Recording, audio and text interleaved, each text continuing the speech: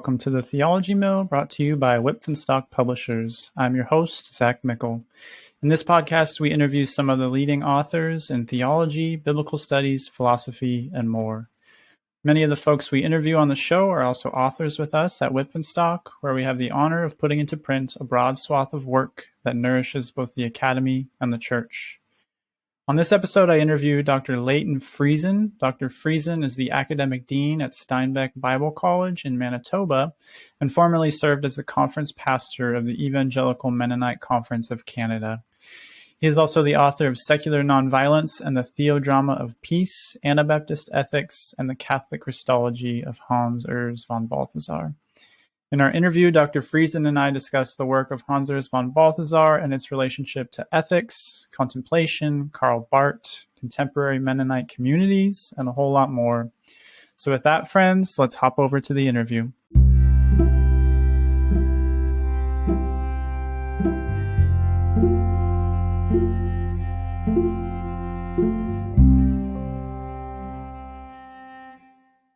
Let's jump into Balthasar. Let's start with what impresses you the most about him as a theologian. Well, I guess like so many people, I've been impressed by what I see is the combination of an extremely humble man, a gentle writer in some ways, with a voracious curiosity. He had just a massive intellectual and personal capacity, and it seemed as though he was determined to bring the entire cosmos kind of through the door of the stable where Jesus was born, and that was his lifelong project. And so there's literally nothing outside of his interest. Be it theology or biblical studies or cultural studies or spiritual theology, mysticism, philosophy, literature, history, the patristics. I mean, he just seemed to be one of these rare souls who was determined to understand all of it if he could, and find some way of unifying it all too, and looking for unity in all of this. He was determined to do that. And so that's what really fascinated me. I mean, this makes him a very difficult person to read, and almost everybody struggles with reading Balthasar, and I struggled mightily with reading Balthasar. Not because he's using such difficult words or jargon from his specialty so much as that he really demands that his reader has as much curiosity about things as he does. And he demands that his reader knows as much as he does, and so he often makes it difficult. But my experience in reading Balthasar is that yes, it's very difficult, but there are these moments, and every Balthasar scholar will testify to that. There's these moments when the clouds kind of break apart, and you see this vast cathedral that is the world as Christ has brought it together. And at those moments, you're almost weeping for joy, and falling on your knees in adoration of Christ. It can be quite moving. So that's, I think, what kind of drew me to Balthasar. That's what continues to fascinate me about him. You get the sense when you're reading Balthasar that in order to really understand what he's saying, you have to kind of kneel beside him and contemplate the glory of Jesus Christ. And that's and so reading Balthasar is not only intellectually demanding, it's also very spiritually demanding as well. So he's a bit of a strange writer in some ways. He doesn't fit in with a lot of other 20th century theology, but for that very reason, he's worth reading, I think. And so, yeah, that impressed me and fascinates me to this day. He sort of like plods along. Like, he's such a thorough writer. Yeah. And he's so patient with his subject. Yeah. You're saying, he requires you to have the same kind of patience. Yeah. But it does kind of break into this like beautiful symphony like you're talking about. Yeah, and I mean, Balthasar is a little bit like Barth in that way as well, that he doesn't sort of start with one premise and then kind of build on it logically to his final argument the way some writers would. It's not a linear way. It's more circular, like you're saying.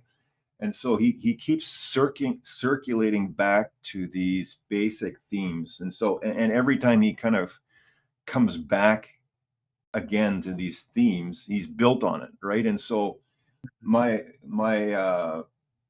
strategy in reading Balthasar, which I think works, is that when you find something that you don't understand in Balthasar, it doesn't really help to slow down and go and reread. The best policy or the best strategy is just to move forward and keep reading, because eventually he's going to land back again where he started, just having enriched the conversation a little bit. That's kind of how he builds his argument. It's a bit of a wandering here and there, gathering things, but always coming back to some of these basic themes that become very rich in the process.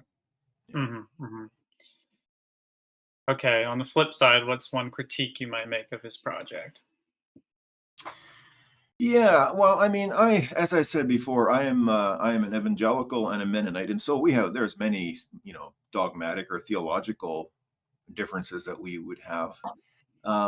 But I think one of the criticisms that he often faces from people, and I think there is some value in the criticism, is that sometimes you get the sense in reading Balthasar that he almost knew too much, or that he pries into realms that I'm not sure we as human beings are supposed to know all that much about. Like, for instance, the relationship between the three persons of the Trinity in eternity. Balthasar is really confident that there is a unity between who the Trinity is in its eternal mystery and what Jesus of Nazareth revealed about God in the incarnation. And at one level, all Christians believe this. But Balthasar can get really specific and detailed about how the members of the Trinity relate in all their eternal mystery. And a number of writers have worried that maybe Balthasar is prying into areas that have just not really been given to us to know. And I think that's a fair concern, though he had reasons for what he did, and I think he had controls on what he did. But that is sometimes a criticism that I worry about. Some of this had to do with his relationship with Adrian von Speer, who was a mystic who saw a lot of visions and had a lot of very profound experiences of the Trinity, of the cross, of Holy Saturday. And Balthasar spent a fair bit of time writing down these visions and trying to incorporate them into his theology. And so that also kind of gives Balthasar a window into things that a lot of other people might say, have not really been given to us to know. And I think that's a fair concern, but it's one that we need to struggle with, I think. Right. Yeah, we were talking about, the patience required in sort of reading Balthasar. Yeah. But not all of his books are so plodding and and long. Yeah, exactly. But I guess my question is, for those who are new to Balthasar, what are some good starting points as far as his own work, but also as far as maybe secondary sources as well? Yeah, with most theologians, I always say, read them in their own words first, because that's usually a whole lot more interesting, and then read secondary sources later on. I mean, with someone like Barth, it's certainly the case, or Luther. I mean, Luther's so colorful in his own words, but when people set about to write about Luther, it's often, kind of dry. But with Balthasar, I'm tempted to kind of make an exception to that. Especially if, like me, you don't come with a background in 20th century Roman Catholic debates. It's really helpful to get a bit of the lay of the land before you wander into Balthasar. So there's a couple books that I found really helpful. One of them is Edward Oakes. He's written a book called Patterns of Redemption. That's a big kind of broad overview of all of the big themes in Balthasar's writing and a lot of the issues that he raises. And so that's a really good introduction to like almost the entirety of Balthasar's thought. And Oakes was a really good reader of Balthasar. I've appreciated him at a number of places. And then the second one that I've often recommended is Mark McIntosh has written a book called Christology from Within. It's a fairly old book by now, but it still is, I think, a very good introduction to the place of Jesus in Balthasar's writing, and that's hugely important. His Christology, and specifically the Christology that he picked up from Maximus the Confessor and from Ignatius of Loyola. So those are two introductions that I think are fairly readable and accessible. Then in terms of reading Balthasar himself, I always tell people to start with his book on prayer. It's a small book. It's meant to guide people in contemplation and how they relate to Jesus in prayer. I think Eugene Peterson has said that this is the best book on prayer that was ever written, which is a pretty amazing endorsement. So that's a great book to start with. The other one that gets into more of the stuff that I deal with in my dissertation, an introduction to a lot of that stuff, is a book called Engagement with God. It's a book that Balthasar wrote it's kind of you might say it's a common person's version of his Theo-Drama, which was the second part of his trilogy, which is much more extensive. But Engagement with God is a small book again, and it describes Balthasar's whole view on freedom and the relationship between God and the world, and how God gives the world freedom and engages with the world. So that's another book that I think is fairly accessible. And nothing is easy when reading Balthasar, but these are books that one can start reading and begin to see sort of some of the basic themes and patterns that come up in Balthasar's thought. Mm-hmm. Yeah. Okay, what's your personal favorite book by von Balthasar and why? Well, that would probably be the book on prayer. I mean, that was the first book that I read, and so I think that will always have a special place in my library. And as I continued reading other books by Balthasar, the more I learned about him, the more I came to see that all of his theology sort of comes home in his book on prayer. It's really a bottomless reflection on what it means to contemplate Jesus, to see Jesus, and then to respond to Jesus. Of course, I've been very interested in Balthasar and his thought on ethics.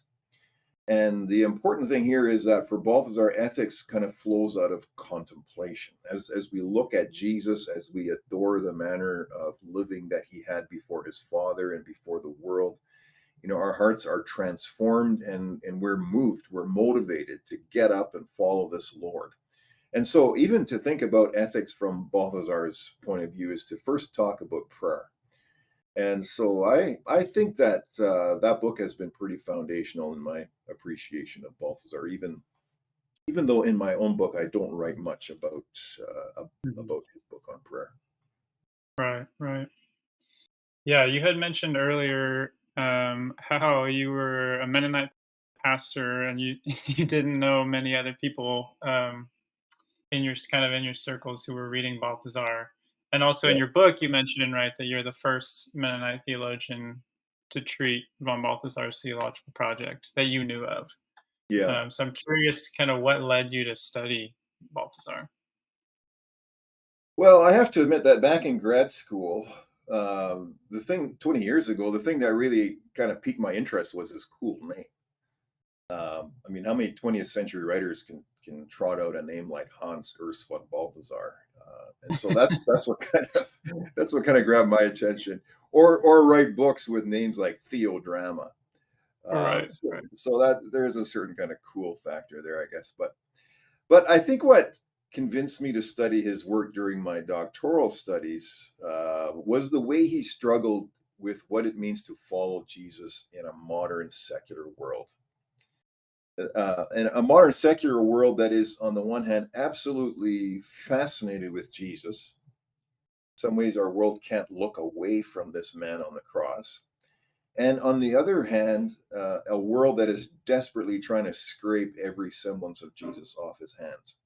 And Mennonites, we have often struggled with questions of worldliness.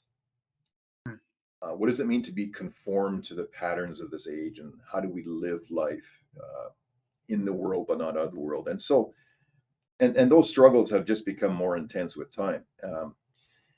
This seems to be kind of the big question that Mennonites have been given to sort through on behalf of the larger church. And Balthasar, it seems to me, has a very unique view on how the person of Jesus and the world come together. And so that's what drew me to write about Balthasar, because I think he has something to teach people like Mennonites, but many others as well, who really have a strong emphasis on the ethical, on the moral, on being obedient, on discipleship. He has a lot to teach folks like that about what that means in a secular age. And so that's what attracted me to Balthasar. Yeah, you're kind of touching on this already, but my next question is similar, because in your book you distinguish between kind of, on the one hand, Mennonites whose faith has maybe been secularized or just lost altogether, and then on the other hand, Mennonites who have kind of retreated from the world into like different forms of separatism.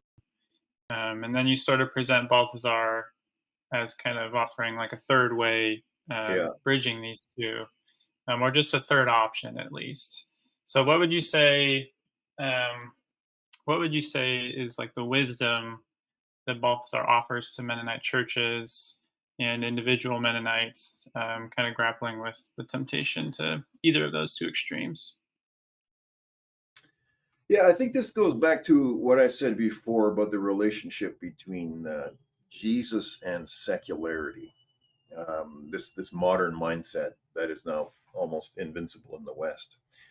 On the one hand, secularity has a deep fascination with Jesus.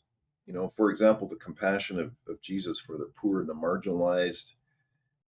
This is an example. These are aspects of Jesus's teaching that secularity is built upon. But on the other hand, secularity has been deeply suspicious of Jesus and tries to get away from the one sort of basic conviction that drove Jesus forward, and that is his love and surrender to God the Father. The secular age that we live in has often seen this as being far too narrow, far too focused on self-sacrifice. It's just not good for people. Secularity kind of begins with human experience, with kind of evaluating all reality by how it fits with our experience right now, and this doctrine of self-sacrificing oneself for God is just seen very suspiciously. So on the one hand, there's so much within secularity that is so Christ-like, but on the other hand, there is so much that is completely antithetical to the way that Jesus lived his life, and that makes it very difficult to live like Jesus in the modern world. And Mennonites, I think, have gone in three directions on this. Actually, I think there's sort of the more progressive liberal option that has tended to teach, those aspects of nonviolence that any kind of good progressive secular person would agree with.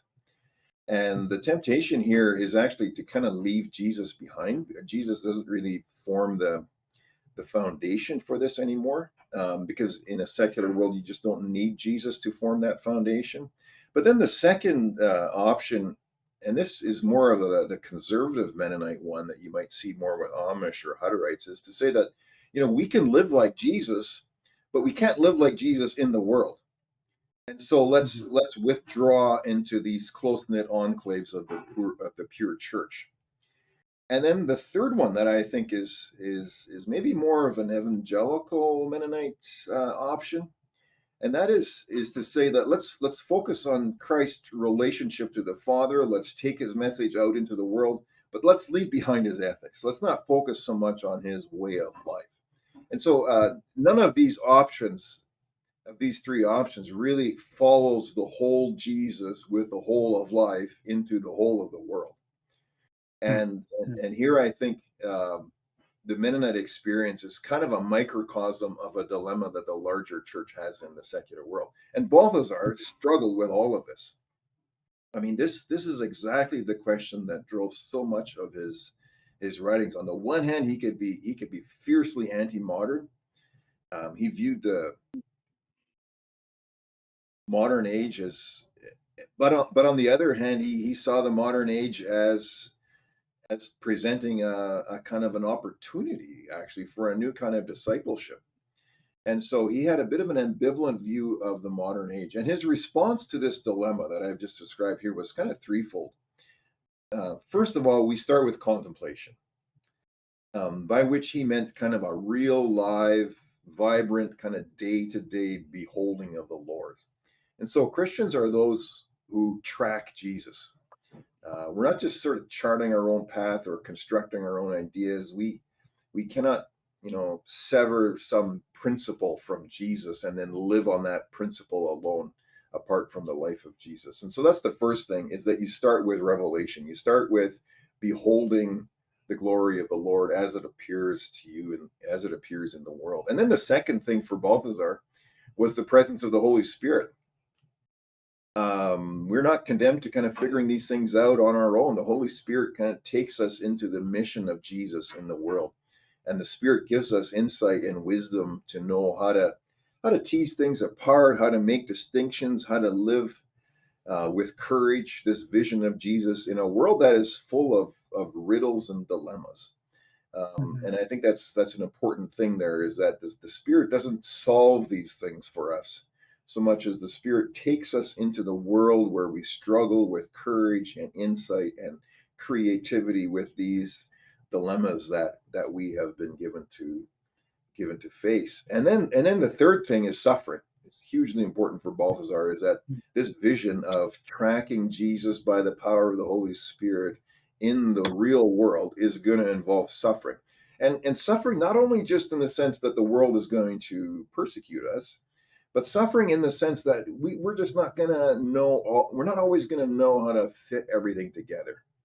We're often going to struggle to do what Jesus wants us to do in the world. And so that's a form of struggle that I see throughout Balthasar in so many ways. And so that's kind of, I think, how Balthasar would say we live as followers of Jesus in a secular world. We track Jesus in a very explicit day-to-day kind of way.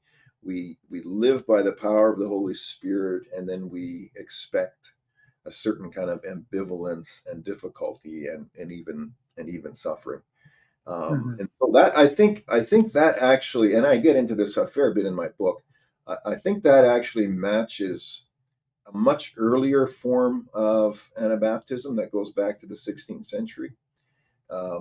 That wasn't quite as confident as we are today about taking this sort of nonviolence and making it work in the world.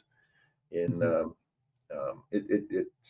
more is attuned to just sort of union with Christ, and then suffering the kinds of dilemmas and riddles that faces in the world. Interesting. Yeah, so I mean, you as a Mennonite, you come from a pacifist tradition, whereas Balthasar, right, as a Roman Catholic, comes from kind of more of a just war tradition. Sorry.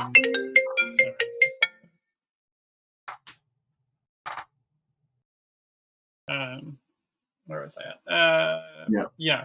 So you're coming from kind of more of a pacifist tradition. He's coming from more of a just war tradition.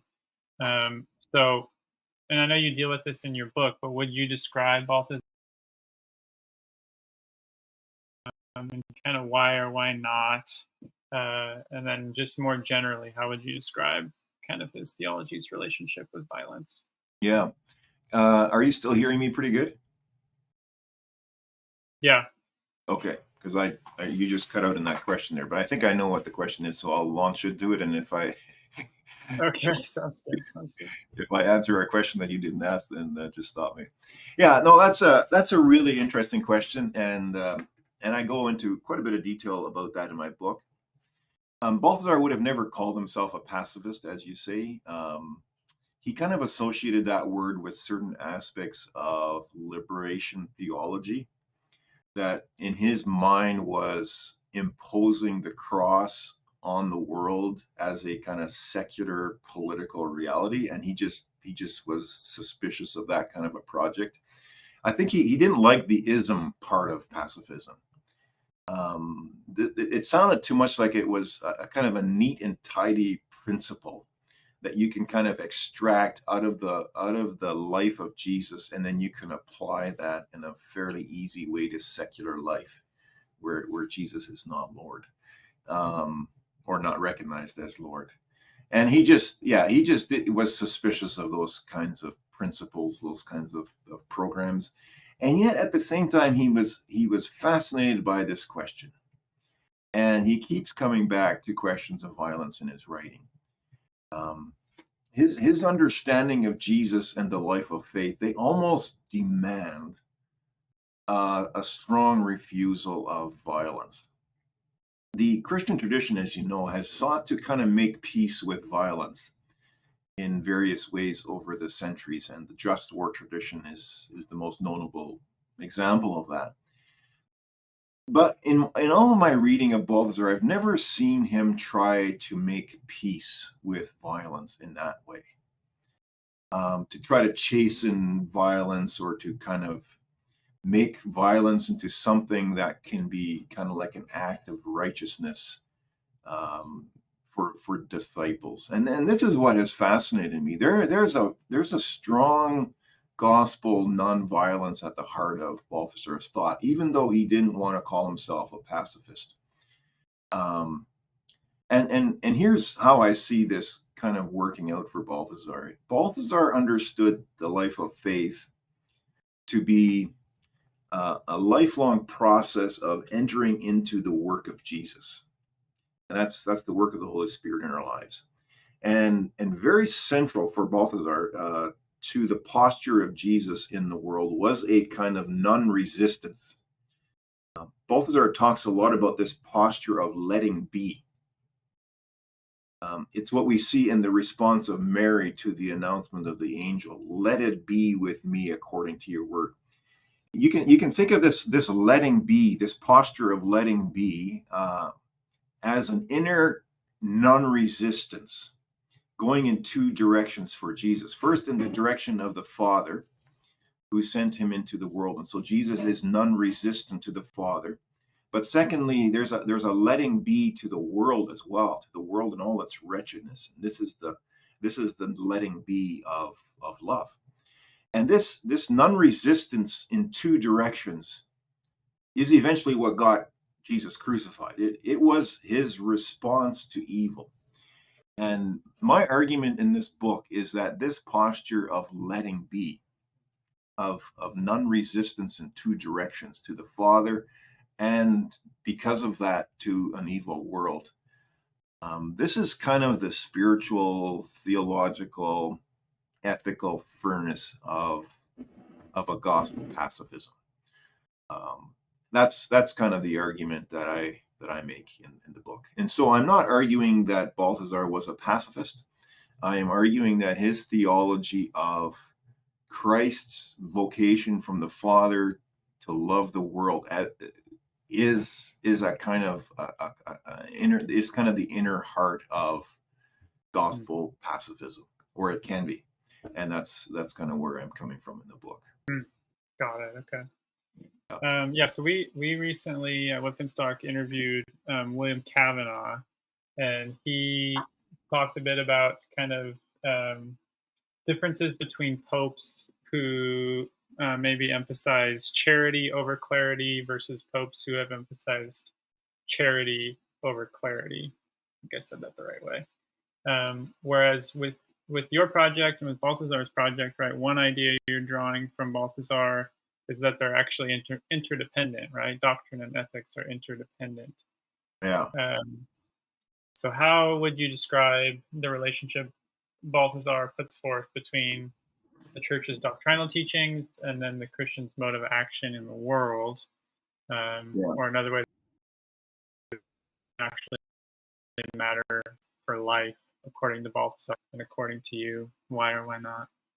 Yeah, no, that's a very That's a very good question. And in the last 500 years, we've gradually been driving a wedge between doctrine and ethics. And I think part of the motivation for this wedge was the inability of European society after the Reformation to find a practical unity in confession, in theology.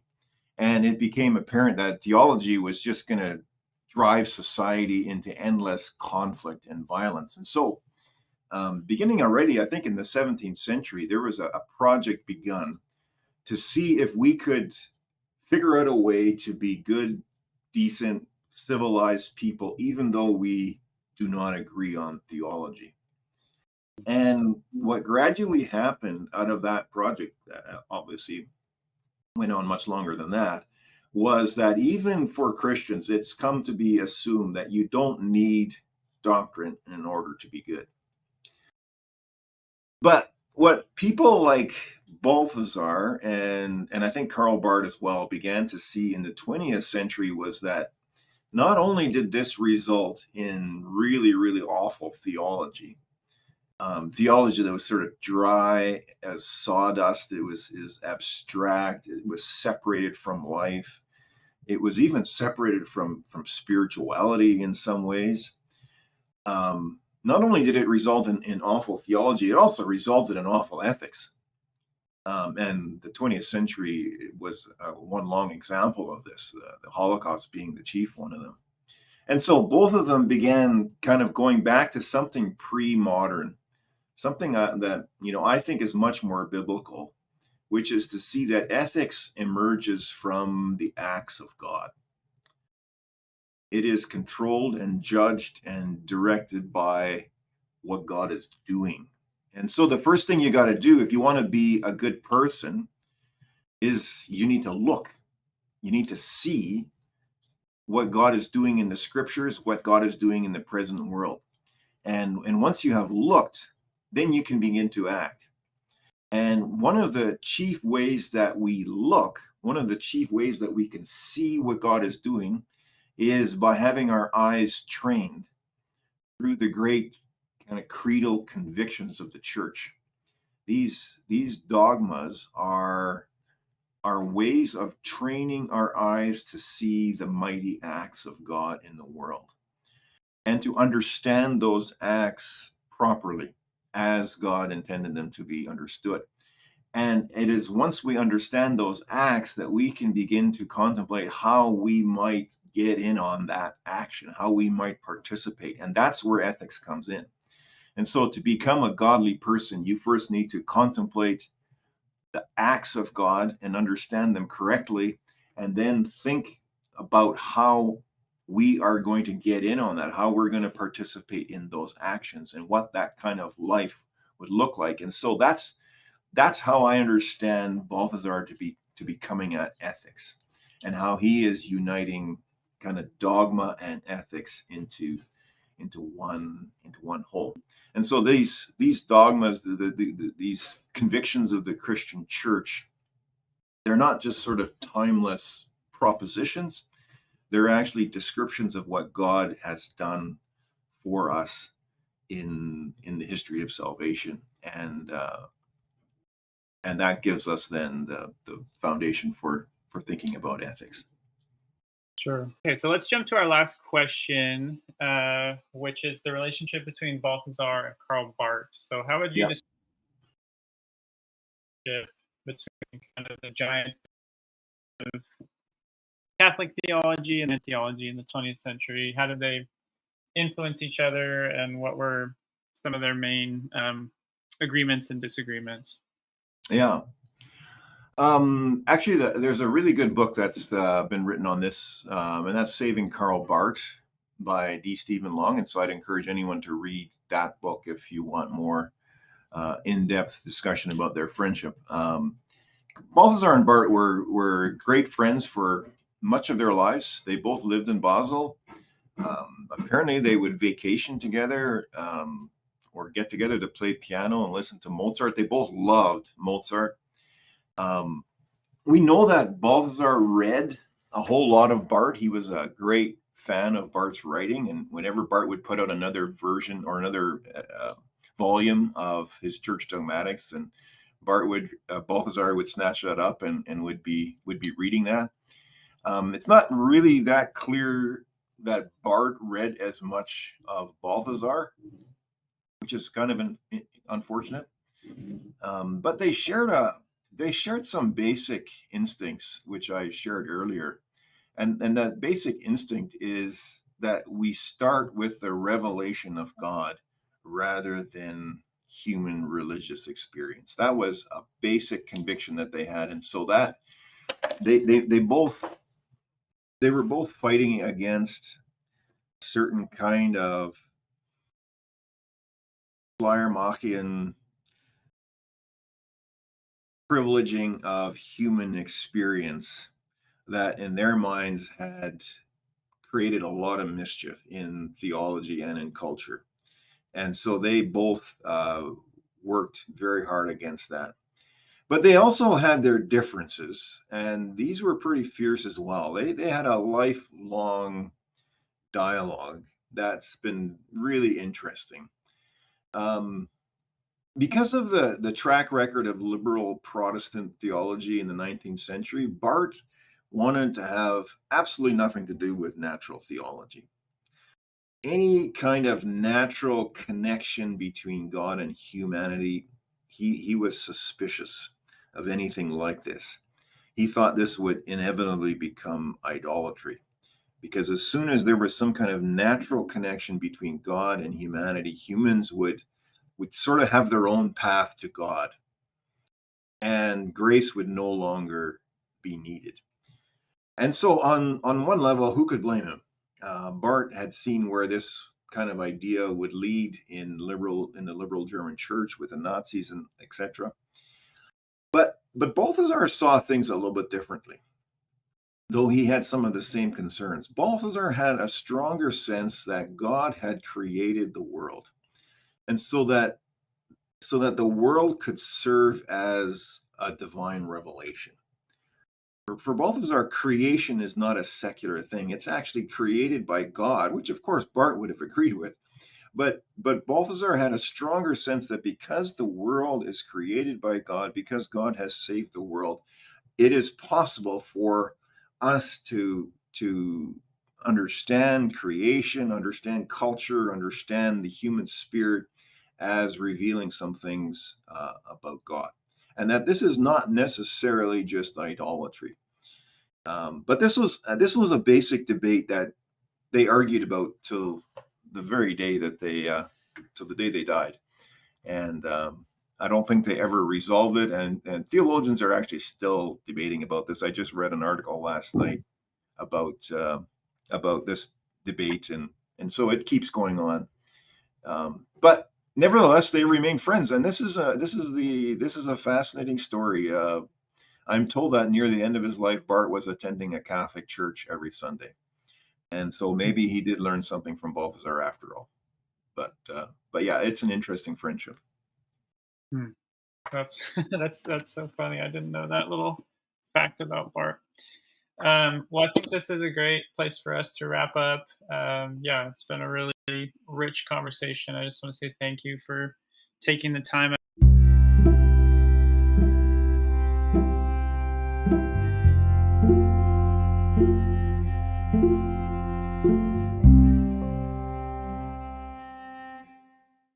Thanks for listening to The Theology Mill, brought to you by Wipf and Stock Publishers. If you liked what you heard and would like to hear more, you can subscribe to our show, where we have a lot more content coming your way. I'm your host, Zach Mickle, signing off on this episode of The Theology Mill.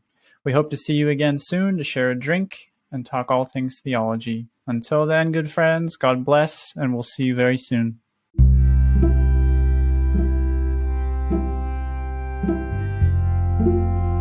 Thank you.